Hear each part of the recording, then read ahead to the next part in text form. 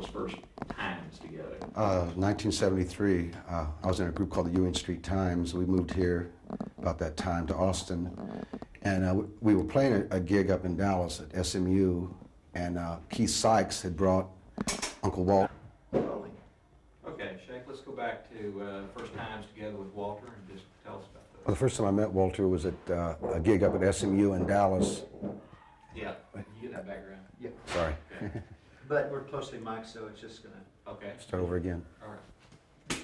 Whenever you're ready. sure.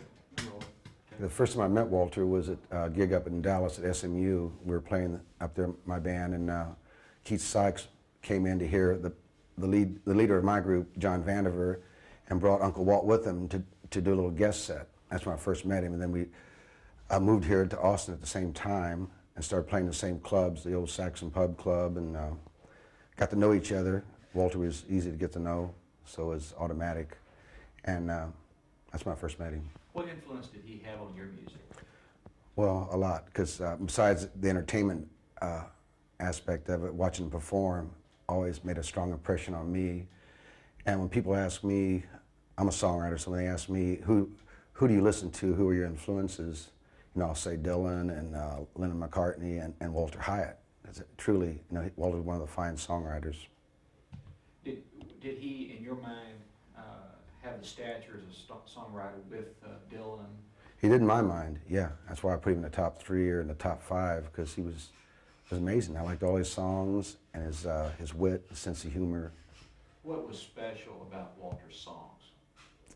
A variety. He could do different styles of song, which I enjoy because I came from that school of liking groups that did different kinds of styles, rhythm and blues, jazzy, or folk, country, and he could incorporate all those in his writing. What songs in particular, in your mind, exemplify his talents? Are there any songs that come to mind? Deeper Than Love, I love that song. Too Far to Fall. Song I'm doing tonight, Lean on Your Mind, Diggaroo. The last two show that sense of humor, you know, with wordplay. What do you, if you were able to have the benefit of a crystal ball, what would you have expected out of Walter over the next 20 years? Looking back on what he was able to accomplish in his lifetime, what would the next 20 years have provided? Without sounding cliche, bigger and better things, you know, because you'd figure Walter, the kind of music he played and the kind of musician he was, he'd go on playing when he was gray, old and gray, and still find an audience, because it was timeless music.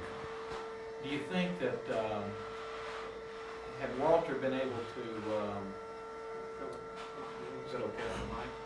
He's gonna stop here in a second, I bet. How do you think the music industry will look back on Walter's contributions?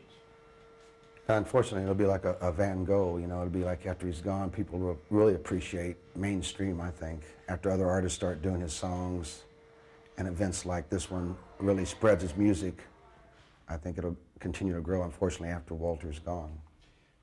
But even though he will have passed away, do you think that the music industry and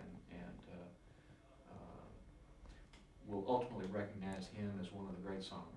I would think so. I couldn't imagine it up to this time why more people weren't doing Walter's songs. I mean, it's a crazy business, I know that, so a lot of people doing it, but Walter's stuff was always so great and will stand the test of time.